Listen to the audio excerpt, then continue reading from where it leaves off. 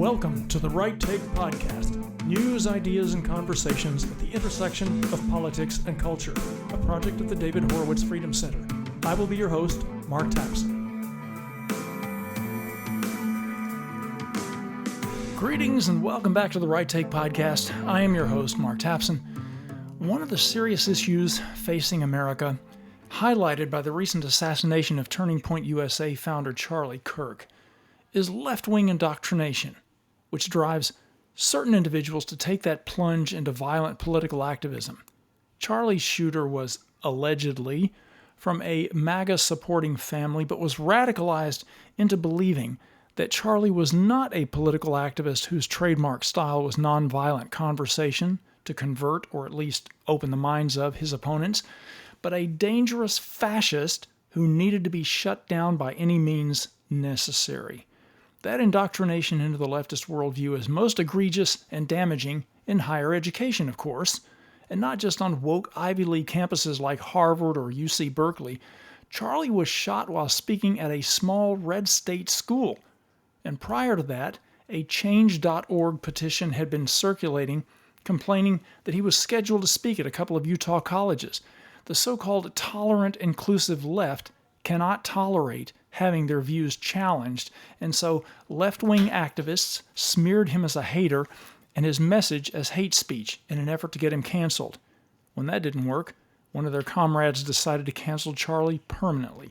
This won't come as a shock to any conservatives out there, but with relatively few exceptions, our universities, from the Ivy League all the way to Utah Valley University, have been thoroughly captured by subversive educators and administrators whose mission is not to open minds and pass down the grand intellectual, artistic, and moral legacy of our civilization, but to radicalize our youth into ideology-blinkered, totalitarian activists with a ruthless lust for hegemonic power. The result is that our campuses are now, as my colleague Daniel Greenfield put it, training camps for terrorists and hotbeds of violent intolerance for any fellow Americans who don't subscribe to progressive orthodoxy. This must end. The radical left death grip on education must be ripped away and the subversives purged. The future of America, indeed the present of America, depends on it. And there are few authors and thinkers better to dive into that topic than my upcoming guest, who wrote a great piece for City Journal after Charlie's death about this murderous ideology that has permeated higher education in America. So stay tuned. You don't want to miss this conversation. And don't forget to subscribe to The Right Take if you don't already, so you don't miss any of the compelling conversations we are having here. Don't touch that dial.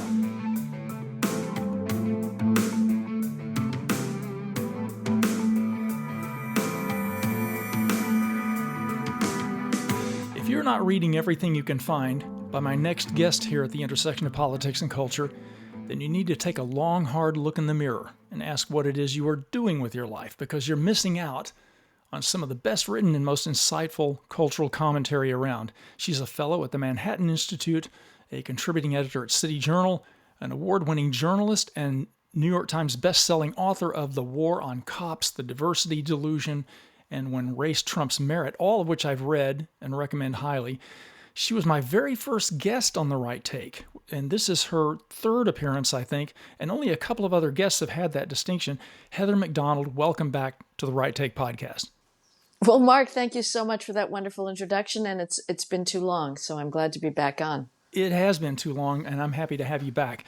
We're having this conversation barely 2 weeks after the heinous murder of Charlie Kirk. I can't believe it's been that long already, but a lot has happened. The world has even changed, I think.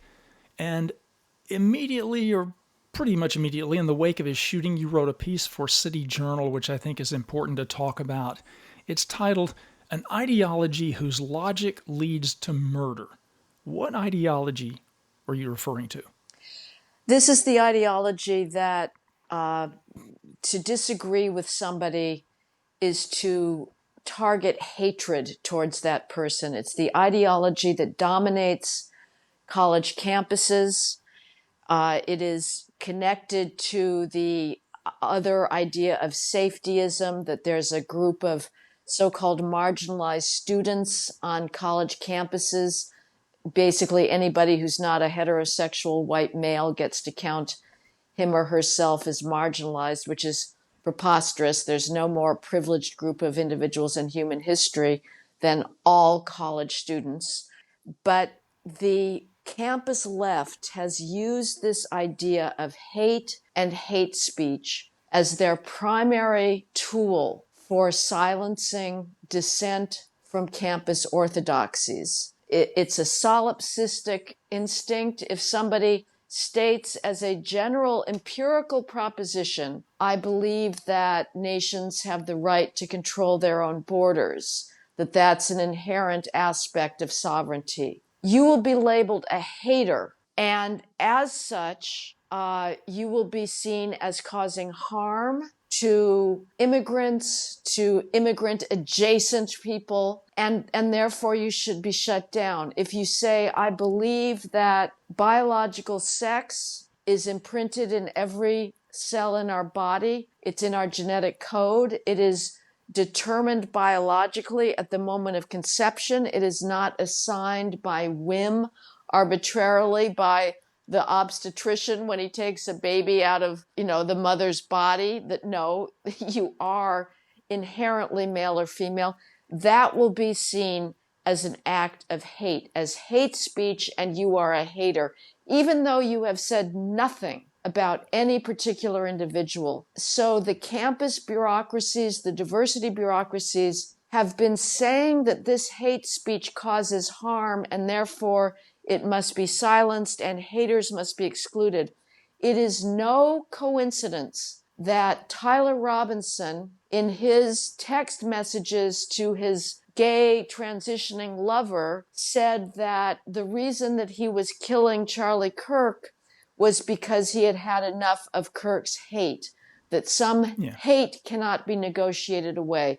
It is no accident that days before Kirk came to Utah Valley University, a student petition circulated, garnered thousands of signatures, saying Kirk should be kept off campus because he spreads hate. So this narcissistic, self-engrossed, melodramatic ideology of censorship is now proven you silence by any means necessary, and it has been taken up in the much wider culture. Yeah, this weaponization of the word hate is really a genius strategy, isn't it? Yep. Because it just cuts straight through the kind of rational debate in which Charlie Kirk was engaging, and in which he was actually changing minds, or at least those minds that were open-minded enough to questioning one's own ideology and position. He was very successful at doing that, but labeling him a hater and labeling his speech as hate immediately shuts down and demonizes and delegitimizes your political opponent, doesn't it? That's really a genius strategy. Absolutely. It is genius and it is infuriating, and it's an amazing sort of reflex of our current world. It's also worth pointing out that this is a novel pretext for censorship. Free speech is an aberration in all of human history. It's even been an aberration in the United States, but we're the closest country that's ever come to realizing the ideal of free speech. But traditionally, it's been rulers who are terrified about any challenge to their authority. So if you criticized a regime, if you satirized a ruler or the priesthood or the church, you were viewed as seditious, as a threat to stability, and your views should not circulate because they would foment revolution. That's kind of, I disagree with it, but that's a rationale that I would respect. This hate idea is so completely ludicrous, as you say. It strikes at the very possibility of rational discourse because it immediately introduces a subjective emotional element into discourse. And it's, again, the safetyism, the idea of that I am harmed by this. I mean, this is where it wasn't so long ago when we were noticing for the first time the trigger warnings, another aspect of the narcissistic, feminized, safetyist campus that above all females were so vulnerable and so delicate that they couldn't read Ovid's Metamorphoses because a lot of the stories are about, sexual predation, but with an extraordinarily gorgeous and profound vision of the constant transformation of the world. One of the great works of literature, but we couldn't read Metamorphoses because we were so fragile, and it would traumatize us to merely read about, the rape of Europa, Jove taking the form of a bull a gorgeous white bull to carry off Europa. So it's such a pathetic turn in the history of censorship, I have to say.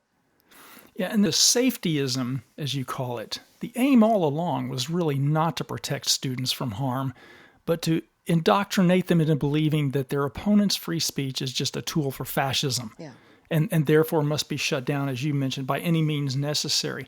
Again, that's a really genius strategy, but it's intentional. Does it really stem, if you go far enough back, to Marx's perspective, Marx's worldview that everything can be reduced to power plays, that everything is about the oppressor versus the oppressed? And when you identify everything, every human interaction that way, and everything in the world stems from that kind of worldview, that's what leads to this attitude that's dominating campuses, doesn't it? Well, first of all, I would say that it's one of the purposes of safetyism is also to indoctrinate people into victimhood and the belief that they're passive, they're helpless, they need help. That is the quintessential stance for the modern welfare state, that we're not a nation of hardy yeomen, entrepreneur pioneers. We're all dependent on government services. Children need government to eat lunch. They need government to eat breakfast because mothers are deemed incapable of preparing breakfast, even though you can prepare healthy breakfast for children for pennies a day at most. And yet we're all supposed to be dependent on an ever greater welfare state and the NGOs who are its satellites and its crusaders. As far as the Marxist idea, I know that is a very prevalent explanation for much of our world among conservatives whom I respect completely, like yourself, Mark. And the idea is, well, there's Marxism, and then cultural Marxism is the phrase we use for the current things, and that's just another version of Marxism. I don't know. I'm not sure what the value is of that rhetorical move. Part of me thinks cynically that for people, it's viewed as a way of interesting people who are not following these debates, but they can respond to communism, they can respond to Marx. And so if you tell them, oh, this is really Marxist, they'll say, whoa, I better pay attention to what's going on in the universities. Otherwise, they would have been tempted to just say, oh, these silly snowflakes, I'm going to laugh them off, it doesn't matter. I find Marxism, the real thing, far more interesting, far more historically grounded. Marx had some valid observations, I think, about the rise of the proletarian, what the radical novelty of a free market capitalist system of exchange, and the categories he was working with of workers and capitalists and owners. Those are real categories, and they're interesting ones in history. What we've got now is so petty, so trivial. Again, I come back to the phrase solipsism or narcissism, the whole identity politics stuff. Yeah. Marx, I can't think, would have been particularly interested in the 136 varieties of gender queerness, So I think our maladies, they're the maladies of affluence. They're the maladies of having so much and taking so much for granted, and the elevation of victimhood, whether that comes from a Marxist perspective, whether it's a long deferred result of the Christian reversal of traditional classical values that valued strength and heroism, and Christianity turned that on its head and said, we have no interest in wealth. We think the wealthy are potentially oppressors themselves. We value the victims. I don't know. So I'd rather sort of look at our current situation as a product of a Western decadence as opposed to the long arm of Marxism. Interesting. One of the aspects of Charlie's murder that many have found disturbing and unexpected is that it didn't happen at UC Berkeley or Yeah. some woke Ivy League campus. It happened at this small red state university, which kind of demonstrates that this ideology that you've described has spread its tentacles everywhere. How did this safetyism, this kind of totalitarian safetyism, spread so thoroughly, not only throughout the more elite universities, but to non-elite campuses as well? Was it mostly through DEI policies or academic programs like women's studies departments or indoctrination into critical race theory? Was any or all of those things? Yeah, it's amazing. I mean, and if you look at these videos of the teachers, the K through 12, there was a woman from Alabama who filmed herself. She's a K through 12 teacher, and she was so proud of her response to her daughters telling her about Charlie Kirk's assassination that she recreated it and filmed herself in a TikTok video, giving her reactions and celebrating this and saying, you know, I hope it was painful because this guy is, you know, given us so much, pardon my language, bullshit. We need this right now. I hope it was traumatic and I hope he suffered the way that we're suffering because of the bigoted bullshit he spoke. This is her words, not mine. Yeah.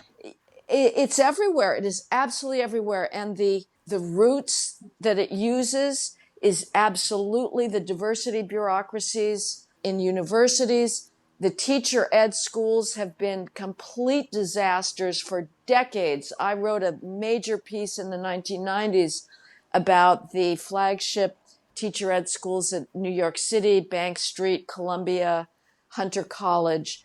And I shouldn't need to say this because it was already obvious. Back then, they were already promoting the ideas of victimhood and multiculturalism and anti-Western civilization, anti-whiteness.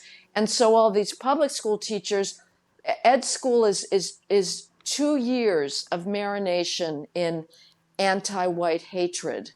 And we need to get rid of the idea that you have to have an ed school credential to teach in a public school. The most fancy, expensive, you know, $70,000 a year tuition private schools do not have an ed school credentialing requirement. We sure as hell need to get our kids out of K through 12. Homeschooling needs to be exponentially increased. The classical education movement needs to be exponentially increased. We need these kids need to be airlifted out right now. And as far as the universities, it's very hard to start new institutions, but they are going to, despite what Trump is doing, and most of what he's doing in universities, I applaud completely. The faculty are still there, and they're still going to be turning out these bearers of the anti-Western virus that are going to go and continue to infect our universities. Now, with regards to Utah Valley University, if I were them, I would say, wait a minute, don't blame us. You know, this was somebody who came from outside. We did have the student petition that was combined from UVA, UVU, and Utah State University. And the president of the University of Utah Valley denied the petition and said, no, he's going to speak. That having been said, I did poke around their academic listings. And to your point, it doesn't have an official gender studies and Black studies, women's studies department, but it has honored people from other Utah schools. A woman from a Utah school came and gave a keynote address and was lauded by the school, who was just an absolute perfect embodiment of the Latina, gay, intersectional, professional victim type. And they have people within their communications department who also conform to the norm that some people were lulled into believing only exists on Ivy League campuses. So it's the bureaucracies, the student service bureaucracies. The more you look, it is just stunning how pervasive it is. Yes, and as you alluded to earlier, it's not just a campus phenomenon any longer. It's really deeply, I think, permeated society at large. I'm reminded of a video that I saw earlier this month of a black woman, a Black Lives Matter spokesperson, I think, or affiliate, speaking about the ghastly murder of that Ukrainian girl, Irina Zarutska, on a Charlotte train. The spokeswoman said, quote, "All oppressed people have a right to violence," unquote, suggesting that, the so-called marginalized individuals like Irina's murderer, who is black, are justified, if not actually righteous, in waging violence as a tool against this so-called oppression. What are the ramifications for society if this insane perspective becomes even more normalized than it already has been? Well, there is no civilization when that's possible. Civilization was created when people decided, I was going to say that the ceding of the power of individual vengeance and retribution to the state in exchange for security. That I'm going to revise that because the nation state is relatively recent in human history. But if individuals feel like they are entitled to go around committing murder without due process, without the individual being charged with anything, without being able to make a defense, that some people arrogate to themselves the power of prosecutor, judge, jury, and executioner, then we're in sheer civil war. Then everybody better damn well be armed, and you don't know where the next hit is coming from, and everything stops at that point because civilization does depend on civil peace. You need to be able to know that you can go about creating a livelihood, creating a business, accumulating property, accumulating wealth, without having to ride shotgun all the time that it's going to be stolen or that you're going to be killed. But, this is not, it's not fanciful. We have to take these ideologies seriously. And the ideology of victimhood is both delusional and we're seeing increasingly very dangerous, linked to the idea of toxic hate speech that should be snuffed out at all costs. So the universities, in one sense, they have some splaining to do. I don't, it's a little strong to say they have blood on their hands, but if I were reckless, I would say that.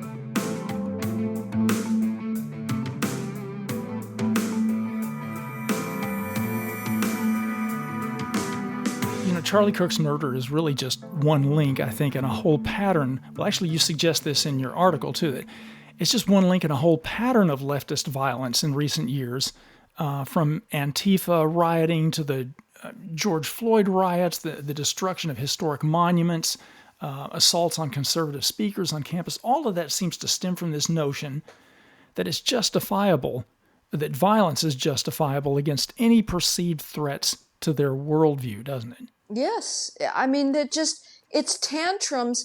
One would like to dismiss this as just pathetic adolescent acting out, except that it is very, very cataclysmic for the safety of others and for the sanctity of public order and property. But it's remarkable. Now, again, one thinks of, and for your question again about cultural Marxism, I would say that other historical precedents for this is obviously the anarchists of the early 20th century, futurism that celebrated violence, but the anarchists who also believed that they had the entitlement to go out and assassinate people. And right after Kirk's murder, I was thinking, well, which type of assassination does this Kirk assassination fall into? There's assassinations that have changed the world, that have changed history, and the assassination of Archduke Ferdinand that set off World War I is quintessentially that. There's other assassinations that haven't really done much, and the assassination of President McKinley. it felt initially like the Kirk assassination was going to be in the first category, but Yeah. I'll be damned if I don't watch, the narrative shifting already in the LA Times, New York Times, Wall Street Journal. The narrative now is all about Trump's fascism. So Yeah. it may not, some of us felt like there will be some justice if this unites or ignites a conservative revolution. I'm not so certain about that, but in any case, those early 20th century anarchists, some of them were Marxist for sure. Others, I think, were just in a completely another fantastical, self-engrossed ideology of violence for its own sake and radical anarchy, radical anti-statism. So that was something very real. The 60s with the Weathermen and the 60s revolutionaries, that was pretty bad too. I think probably there were many more bombings than we've experienced now, but the widespread riots, and again, there were very, very widespread riots, but I think it's a left-wing phenomenon now. There's data, if you take into account like the Oklahoma City bombing that had a lot of casualties, the received wisdom has always been, well, the right-wing violence is much more, has had much more consequences than left-wing. But that's based on a handful of very high casualty incidents, which isn't to say that those deaths are not also important. But I think in terms of sheer number of incidents, it's very hard to make the case that there's anything comparable between idiotic right-wing attacks or threats on politicians and the routine violence the left feels entitled to engage in if it doesn't like, if it thinks that there's been a bad police shooting, or that's sort of the pretext of choice in recent years, based on completely phony stats and usually completely lies about the episode that is said to be a bad shooting. You totally anticipated a question that I was going to ask you, so I'm just going to jump to that. I wrote recently that I don't believe the left is going to de-escalate the violence after Charlie's assassination. They've already demonstrated that they're not repelled by his murder. Right. I don't believe they're going to police themselves. I think we're actually going to see an intensification of left-wing revolutionary violence, like the so-called days of rage of the late 60s and early 70s, which you just mentioned, when bombings and assassinations of cops were pretty commonplace. Do you feel the same way, that we're headed into a new days of rage? Yes, I think it's quite possible. What we've learned about our fellow Americans in this moment is quite extraordinary. We were told after the hagiography, after the beatification of Luigi Mangione, the assassination of Brian Thompson, the healthcare executive, and there again, one looks on in astonishment as the narrative goes from how is it that somebody feels entitled to assassinate to, oh, well, there's all these inequities in a for-profit healthcare system. That's really what the issue is. But we were told that these were just the people that turned Mangione into a cult hero and a target of teen love, like the Monkees or something, that this is just the fringe. We haven't seen that. The people that are celebrating Kirk's assassination is not just the fringe. And I completely agree with you. Somehow it does feel like it's not getting enough pushback, and there's a copycat aspect to this, and the rhetoric just has not changed sufficiently. Now, I don't know, I think it's kind of facile or naive to say, oh, we all have to dial down the rhetoric, because we believe our rhetoric, they believe their rhetoric, and we've discovered there's almost no common ground in America now. I don't know what we share, but yes, we're speaking today. There was a shooting of ICE officers, attempted shooting of ICE officers. It does not seem to be slowing down.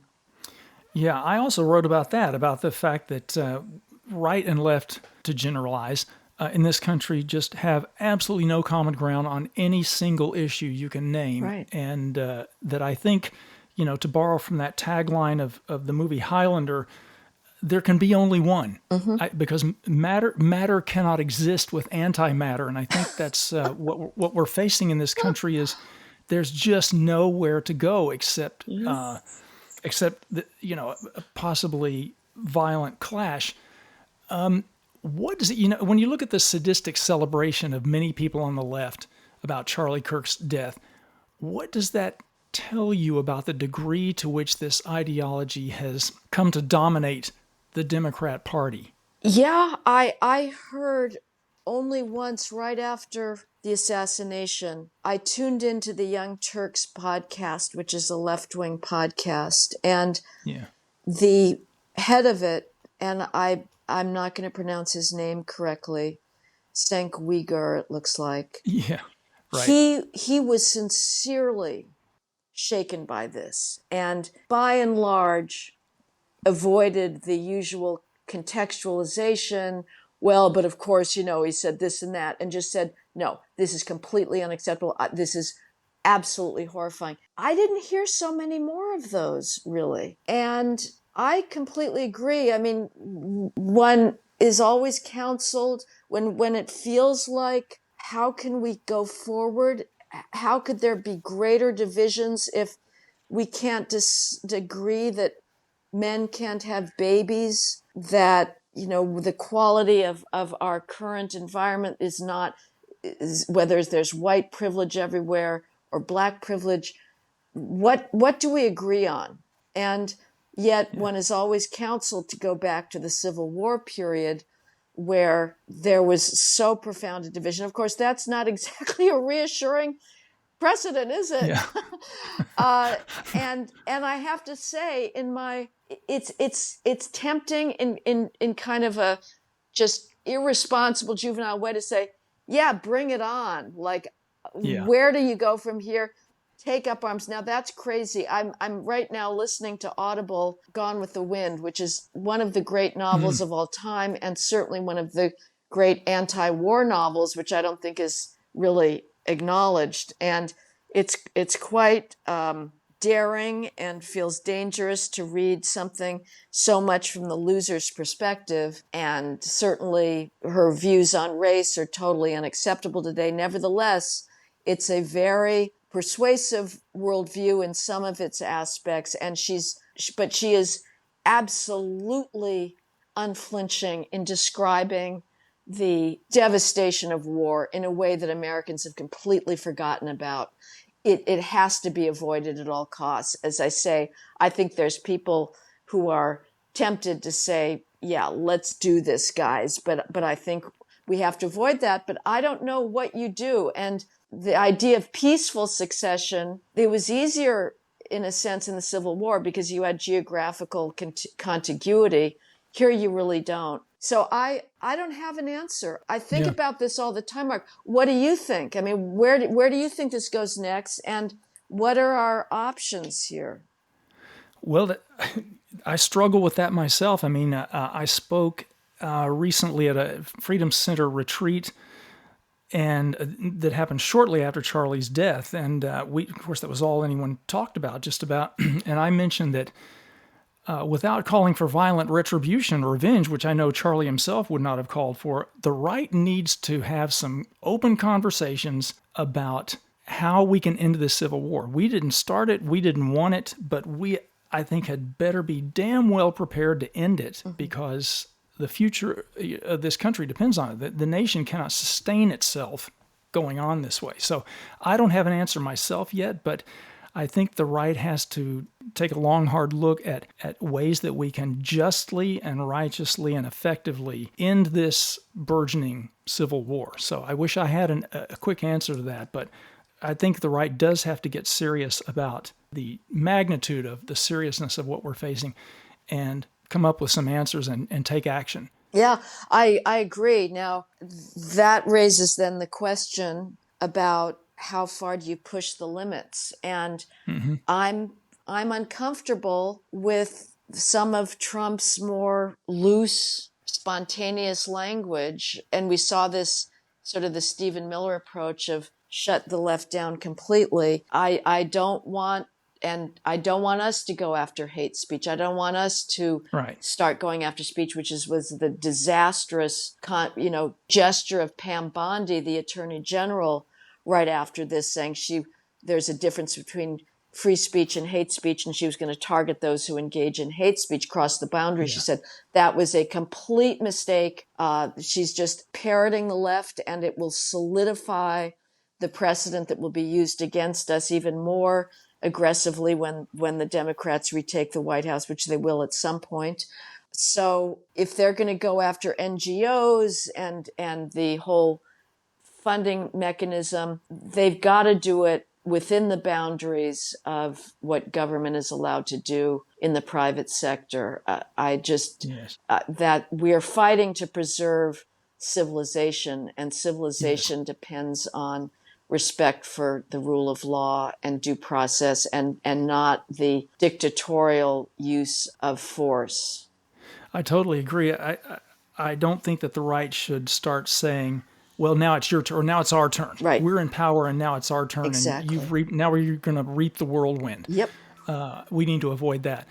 Just to bring things back to the roots of all this, the university, the politicization of the university's mission over the last several decades means that far too often today, higher education, and in fact, lower education too at this point, all the way down to preschool, it's not opening minds and teaching critical thinking or passing down the grand legacy of the Western tradition. It's subverting all that. It's telling students what to think and churning out totalitarian zealots who believe that their family members, their neighbors, anyone outside their bubble of tolerance and inclusion are existential threats to democracy.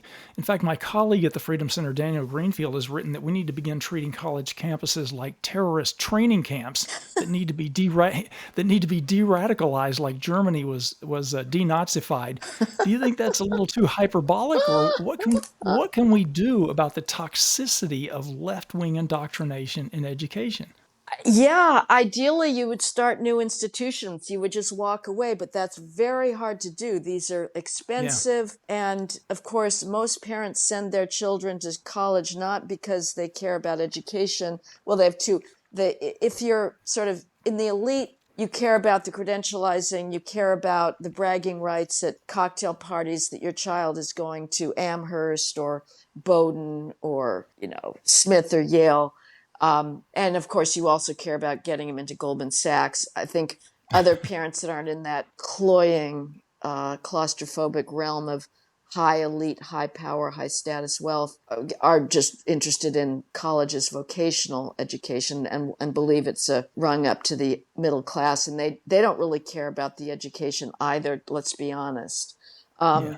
Now, I'm going to take issue with one of your phrases when you said there's politicized. Yes, they don't teach critical thinking. I avoid the term critical thinking because I've heard it too much coming out of the left. That is their thing. Oh, It is the yes. ed school thing.